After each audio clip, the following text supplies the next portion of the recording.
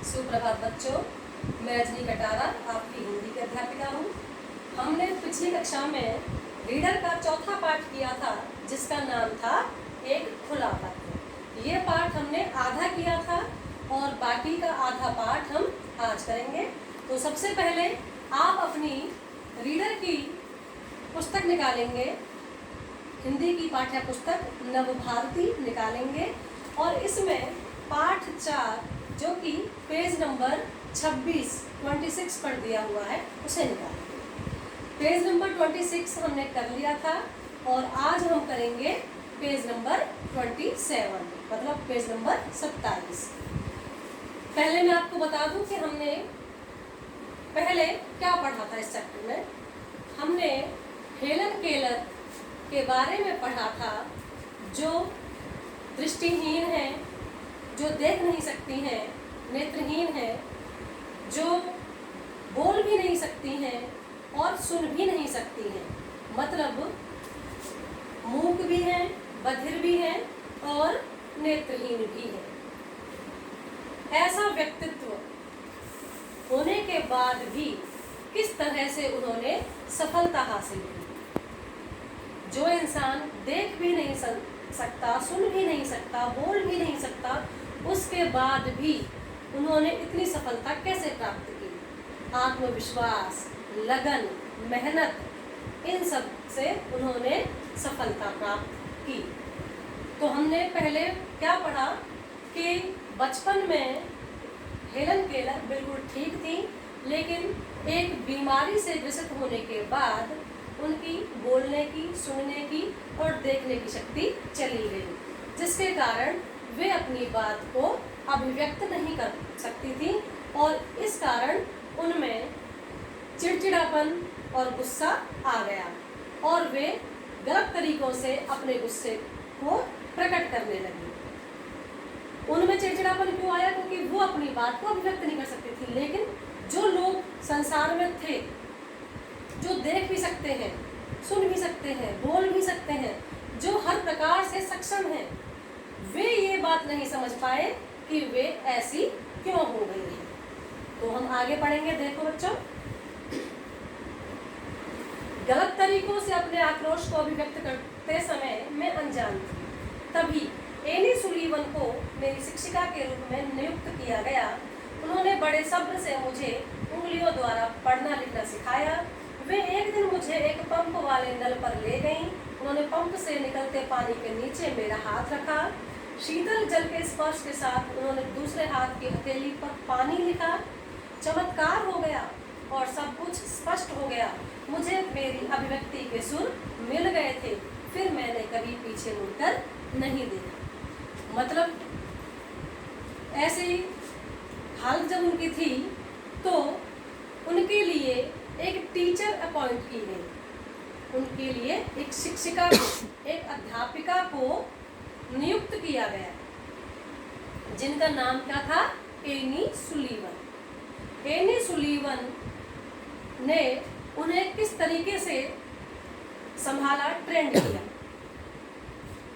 Any Sullivan ने बड़े शब्द से, बहुत ध्यान से उनको समझना शुरू किया।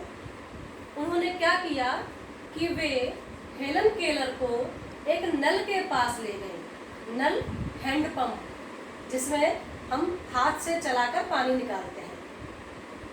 तो हैंडपंप के पास ले गई और वहाँ उन्होंने हेलन केलर के हाथ को नल के नीचे लगाया और जैसे ही शीतल, मतलब ठंडा पानी उनके हाथ पर लगा तो उन्हें बहुत अच्छी अनुभूति हुई और तभी उन्होंने उनके दूसरे हाथ पर पानी से क्या लिखा? पानी।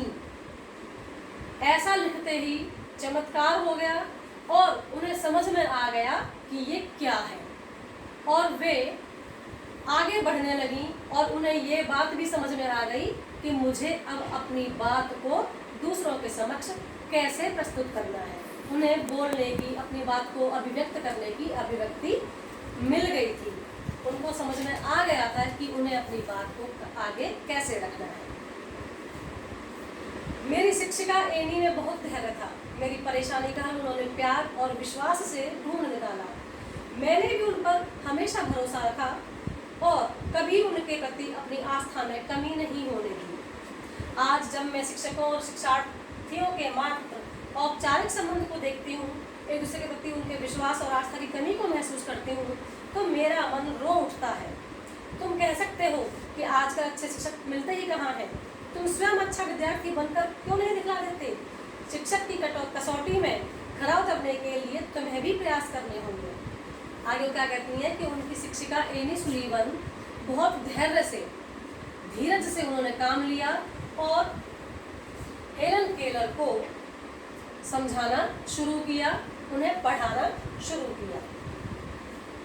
लेकिन हेलन केलर ने भी अपनी टीचर पर, अपनी अध्यापिका पर पूरा भरोसा, विश्वास रखा। स्टार्ट। हेलन केलर ने अपने विश्वास में कभी कमी नहीं आने दी और उन्हें अपने टीचर पर पूरा विश्वास था, इसलिए वे आगे बढ़ती चली गई। अब वे क्या कहती हैं कि आजकल के शिक्षक और छात्र, विद्यार्थी और टीचर को देखकर, स्टूडेंट और टीचर को देखकर उन्हें ऐसा लगता है जैसे वो फॉर्मेलिटी कर रहे हैं, उनमें औपचारिकताएं आ रही हैं, उनके अंदर आस्था और विश्वास की कमी है आपस में दूसरे के प्रति। तो मेरा मन रो उठता है। वो कहती हैं कि हम टीचर को दोष देते हैं, शिक्षिका को दोष देते हैं, क्या हमने कभी उन्हें अच्छा विद्यार्थी बनकर दिखाया? अगर तुम्हें लगता है कि टीचर में कमी है तो पहले कम से कम अपने आप को तो अच्छा विद्यार्थी बनकर दिखाओ, तभी शिक्षक की कसौटी पर उतरने के लिए तुम भी तो प्रयास करो। आगे देखो, जब 1896 में मुझे कैम्ब्रिज स्कूल में प्रवेश मिला तो मैं पहली मूक, बधिर और दृष्टिहीन बालिका थी जो उच्च शिक्षा के लिए दाखिल हुई थी। वे दिन इतने कठिन थे कि मुझे दिन रात मेहनत करनी पड़ती थी। मैंने पहले ब्रेल लिपि द्वारा और फिर टाइप द्वारा लिखना शुरू किया। मैंने स्वयं की अभिव्यक्ति करने के लिए अपनी कहानी लिखी, मेरे जीवन की कहानी। और वे पहली ऐसी स्टूडेंट थी, विद्यार्थी थी, जिन्हें कैम्ब्रिज में उच्च शिक्षा के लिए नियुक्त किया गया, अपॉइंट किया गया और उन्हें वहाँ पर एडमिशन मिला, जबकि वो मूक, बधिर और दृष्टिहीन थी। उसके बाद भी उन्हें वहाँ एडमिशन मिला और उन्होंने वहाँ दाखिला ले लिया। ये टाइम उनके लिए बहुत ही संघर्ष का था, बहुत कठिन समय था उनके लिए। उन्होंने इसके लिए दिन रात मेहनत की, कठिन परिश्रम किया। ब्रेल लिपि, जो बोल नहीं सकते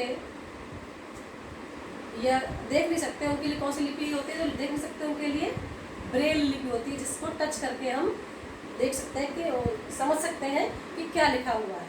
तो ब्रेल लिपि उन्होंने सीखी और उसके बाद टाइप करना भी सीख लिया। उसके बाद फिर तो उन्होंने लिखना शुरू कर दिया और अपनी अभिव्यक्ति को व्यक्त करने के लिए उन्होंने सबसे पहले अपनी कहानी लिखी, जिसका नाम था मेरे जीवन की कहानी। लिखने का सिलसिला एक बार चला तो चलता गया। वह दुनिया जिसमें मैं रहती हूँ, अंधेरों से बाहर, टीचर आदि पुस्तकों द्वारा मैं अपनी बात दूसरों तक सहजता से पहुँचा रही थी। और जब लिखने का काम एक बार शुरू हो गया, फिर तो वे रुकी ही नहीं और लगातार आगे बढ़ती चली गई। वे अपनी बात को टीचर से, पुस्तकों के द्वारा सभी के सामने रख पाती थी। मैंने जीवन का एक मकसद पा लिया था, देखने, बोलने और सुनने की क्षमता ना होने पर भी संप्रेषण करने की क्षमता पैदा करने का और अपने जैसे अन्य लोगों की स्थिति सुधारने का। मैंने कभी हार नहीं मानी और अपनी कमियों को खुद पर हावी नहीं होने दिया। यह प्रमाणित किया कि जहाँ चाह है वहाँ राह है। इसलिए मेरे प्यारे बच्चों, अपनी क्षमताओं को उभारो और उस क्षमता को विकसित करने के लिए अपनी अभिव्यक्ति का माध्यम ढूंढ निकालो। इससे मन की आंखें खुल जाएंगी और दुनिया रोशन हो जाएगी, नई पीढ़ी पर आस्था रखते हुए। वो क्या कह रही हैं कि मैं अपंग थी, बोलने की शक्ति नहीं थी, सुनने की शक्ति नहीं थी, देखने की शक्ति नहीं थी। उसके बाद भी जब मैं इतना सफल हो सकती हूँ, इतना आगे बढ़ सकती हूँ, तो आप लोगों के पास तो सब कुछ है। जरूरत क्या है? हमें अपने अंदर के आत्मविश्वास को जगाने की। तो कोई क्या कहती हैं कि मैंने अपनी कमियों को कभी अपने ऊपर हावी नहीं होने दिया, बल्कि लगातार उनमें सुधार किया। तो अगर कोई भी चाहे तो वह सफल हो सकता है। इसलिए क्या कहा गया है, जहाँ चाह है वहाँ राह है। मतलब अगर हम ठान लें कि हमें कोई काम करना है तो हमें कोई रोक नहीं सकता और हम उस काम को बड़े आराम से कर सकते हैं। तो वे नई पीढ़ी पर विश्वास रखते हुए ये पत्र लिख रही हैं। उन्होंने ये पत्र क्यों लिखा? नई पीढ़ी मतलब आप लोगों पर विश्वास रखते हुए उन्होंने ये लिखा है कि आप भी अपने जीवन की हर परीक्षा में सफल होंगे और किसी भी चीज़ में हिम्मत नहीं हारनी है। लगन से, मेहनत से, आत्मविश्वास से आगे बढ़ते जाना। तो बच्चों, ये पाठ आपका पूरा हो गया है। इसमें मैंने आपको पिछली क्लास में नए शब्द दिए थे, शब्दार्थ दिए थे, वाक्य बनाने के लिए कुछ शब्द दिए थे और कुछ प्रश्न उत्तर दिए थे।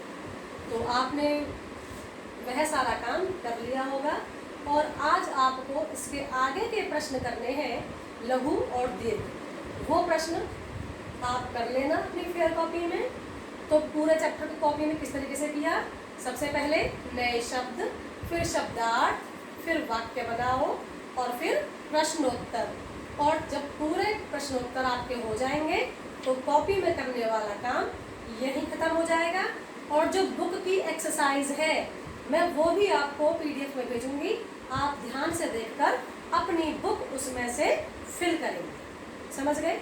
सबसे पहले तो आप अपनी बुक को फिल करने की कोशिश करेंगे और अगर आपको कहीं लगता है कि समझ में नहीं आ रहा है तो जब मैं PDF भेजूंगी उसमें से आप टैली कर लेना और जहाँ कुछ प्रॉब्लम हो आप उसमें से देख लेना। तो समझ गए बच्चों, आपको क्या करना है? आज अपना काम कंप्लीट करना है और एक्सरसाइज बुक में ही करनी है, कॉपी में नहीं। ठीक है? धन्यवाद।